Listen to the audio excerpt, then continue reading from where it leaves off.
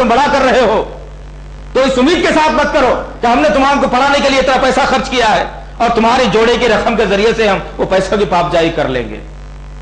तुम्हारे घर भी तो बेटी होगी, तुम्हारे घर भी तो शादी होगी, तुम्हारे घर भी तो कोई रिश्ता आएगा। आज शदीद जरूरत है, जब हमारे जहनों में अल्लाह और उसके रसूल का पैगाम आ जाएगा तो निकाह आसान हो जाएगा और जिना मुश्किल हो जाएगा। लेकिन जब हमारे जहनों के अंदर ये सवाल रहेगा कि लोग क्या कहेंगे तो फिर जिना आम होगा और फिर निकाह मुश्किल हो जाएगा और इसकी जिम्मेदारी किसी और पर नहीं, उम्मत मोहम्मदिया पर आएगी, उम्मत मोहम्मदिया के हर शख्स पर आएगी। आज शदीद जरूरत है इस बात की, आज शदीद जरूरत है इस बात की कि हम अल्लाह उसके रसूल के मानने वाले हैं, अल्लाह उसके रसूल के कानून पर चलने वाले हैं, अल्लाह उसके रसूल के कानून को अपनाने वाले हैं। आखिरत पर हमारा ईमान है, रिसालत पर हमारा ईमान है, कुरान पर हमारा ईमान है, अल्लाह पर हमारा ईमान है। लेकिन ऐसे ईमान वाले, ऐसे ईमान वाले नबी करीम सल्लल्लाहु तआला अलैहि वसल्लम मस्जिद नबवी के अंदर बैठे हुए थे। एक सहाबी जो बड़े दूर दराज के इलाके के रहने वाले थे, नबी करीम सल्लल्लाहु अलैहि वसल्लम की बातों को सुनकर वहां तक जब अल्लाह के रसूल की खिदमत अक़दस में आए और अकेले अपनी जिंदगी तो कहा कि फलाने मुल्क का रहने वाला हूं, कहा कि तुम निकाह क्यों नहीं कर लेते? वो शख्स पलट कर जवाब दिया, सहाबी, कहा कि मैं ये मुल्क में अजनबी हूं, नया नया हूं, कौन मुझे जानने वाला पहचानने वाला है, कौन भला मुझ पर यकीन करते हुए अपनी लड़की को देगा? नबी करीम सल्लल्लाहु तआला अलैहि वसल्लम ने एक घर की तरफ इशारा करके बताया, फरमाया कि जाओ उस घर पर दस्तक दो और जाकर के अपने निकाह की बात, उनके साहब के अंदर लड़की है। वो शख्स निकला और उस साहबी के घर तक पहुंचा और जब जाकर उसने दस्तक दी तो अंदर से एक औरत की आवाज आई, कही कि कौन है? तो कहा कि मैं अल्लाह के रसूल के दरबार से आया हूं। तो उस औरत ने कहा कि क्या बात है? तो वो शख्स पलट कर कहने लगा कि तुम्हारी लड़की से निकाह के लिए मैं आया हूं। तो औरत पलट कर अंदर से कहने लगी कि तुम्हारी जान पहचान कबीला कुंबा के मदीने में रहता है, कोई शनाख्त भी है उसकी? तो शख्स कहने लगा कि कोई इस सरजमीन पर रहने वाला नहीं है, मेरे और अजीज अकारिब को दूसरे मुल्क में रहने वाले हैं और मैं अकेला तन्हा अल्लाह के रसूल के सोबत में रहने वाला हूं और अल्लाह के रसूल ने मुझे यहां पर आपके घर तक भेजा है। तो वो उस औरत ने कहा कि ठीक है, अभी हम सोचेंगे, इसलिए कि इस लड़की का बाप अभी घर में मौजूद नहीं है। जब वो लड़की का बाप आ जाएगा तो हम जरूर तुम्हारे तक जो है पैगाम को भेजेंगे। जब ये लफ्ज सुनकर वो आदमी वापिस पलट रहा था तो पीछे खड़ी हुई लड़की अपनी मां को आवाज देती है और कहती है कि ऐ मां, जरा सुन तो सही कि वो लड़का जो आदमी आया है किसके दरबार से आया है, किस शख्सियत ने उसको यहां पर भेजा है। मुझे बात की भी जरूरत नहीं है, जब नबी ने भेजा है उसको अपनी जिम्मेदारी में, तो मैं निकाह के लिए तैयार हूं। क्या ये जज्बा आज मौजूद है हमारे पास? क्या ये ईमान की कैफियत मौजूद है हमारे पास? वो नबी के मानने वाले थे ना, उनके पास ही वही ईमान था जो मेरे पास और आपके पास आज मौजूद है। आज तमाम मुसलमानों के पास वही ईमान मौजूद है। क्या वो ईमान की चाशनी हमारे पास है? क्या वो ईमान को आज अहमियत हम देने वाले हैं? क्या हम तैयार हैं इस बात के लिए? हम तो यही सोचते हैं कि जितना बड़ा मालदार ससुराल मिल जाए तो चलो आराम की जिंदगी तो गुजरेगी।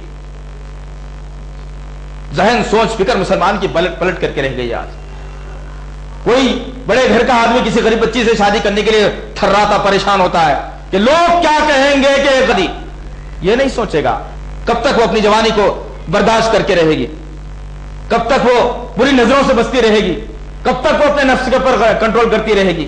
एक ना एक दिन वो वक्त आएगा, शैतान जहन से खेल लेगा और उसको वो काम करने पर आमादा कर देगा जिसको जिना कहा जाता है। और आज हो रहा है।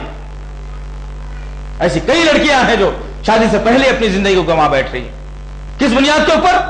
कि हमने अपने जहन के अंदर अल्लाह के कानून को लाना छोड़ दिया और लोग क्या कहेंगे हमारे जहनों के अंदर जब आ गए, हमारे जुबानों पर लफ्ज आ गया लोग क्या कहेंगे। आज तक देख लीजिए आप माशरे के अंदर, माशरे खानदान में देख लीजिए, कुछ बातों को रख के तो देखिए कि यही होगी बात कि लोग क्या कहेंगे। किसी जुबान से यह नहीं निकलेगा कि अल्लाह उसका रसूल क्या कहेगा, अल्लाह के उसके रसूल का पैगाम क्या है, क्या हमारे अमल से अल्लाह खुश होगा या नहीं। क्या हमने कोई सोचा है ऐसा? रोज सुबह को उठ कर अपने चेहरे पर मशीन चलाने वाले मेरे भाई, सोच लो अच्छे तरीके से, खबर में जब फरिश्ते आएंगे तो वापस चले जाएंगे ऐसे चेहरे को देखकर जो नबी का उम्मती था और रोज नबी की सुन्नत को बैठता था। आज की जरूरत है भाई। कभी कोई आदमी खूबसूरत बन नहीं सकता अपने चेहरे पर से दाढ़ी को निकाल कर, याद रख लीजिए इस बात को। पता नहीं कौन जहन में बिठा दिया है बात। यह भी बात लोग क्या कहेंगे की बुनियाद पे आई कि मर्द की निशानी नबी करीम सल्लल्लाहु अलैहि वसल्लम ने तो दाढ़ी को बताया था। आज हमारे जहनों में आ गया मूछ, जिसके बुनियाद पर दाढ़ी निकल गई, मूछें रह गई। मर्द की निशानी मूंछ। अजीब मसला है हमारा।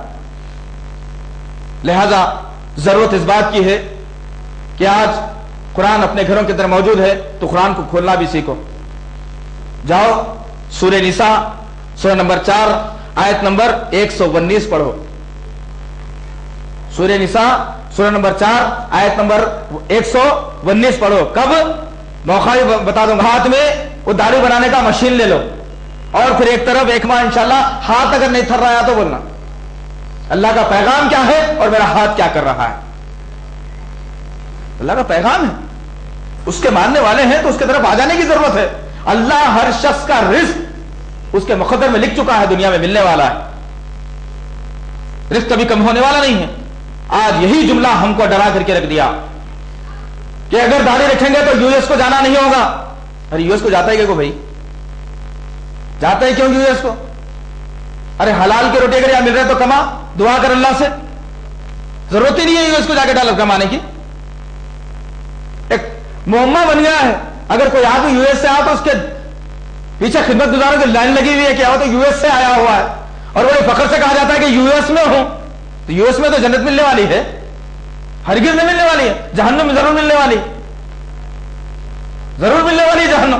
क्यों? कि अगर यूएस में अगर है आदमी, अगर इस्लामी कवानीन को नाफिज करके रह रहा है तो इंशाअल्लाह अज़ीज़, लेकिन हो कहां सकता है? तुम पहुंचो तब ना अपने चेहरे पे दाढ़ी रख के, या फिर अगर यहां से बगैर दाढ़ी के वहां जाकर के दाढ़ी रखो तब भी तुम्हें वापस भेज दिया जाएगा।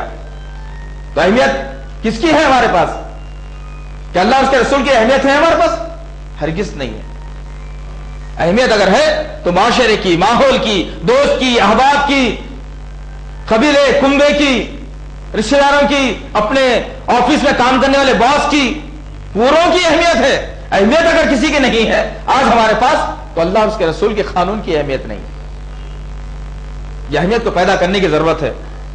अपने चेहरों को नबी के तरीके के मुताबिक चेहरे बनाने की जरूरत है। अपने कपड़ों को टखनों से ऊंचा कर लेने की जरूरत है अगर जन्नत को हासिल करना है। वरना याद रख लीजिए कि ऐसा तरीकेकार, ऐसा उसूल तो नसरानी भी आज अपना रहे हैं। इंजील का सही कानून था, बदल करके आज वो लोग अपनी जिंदगी को अपने नफसानी ख्वाहिशात के मुताबिक लिख लिख कर गुजार लिया।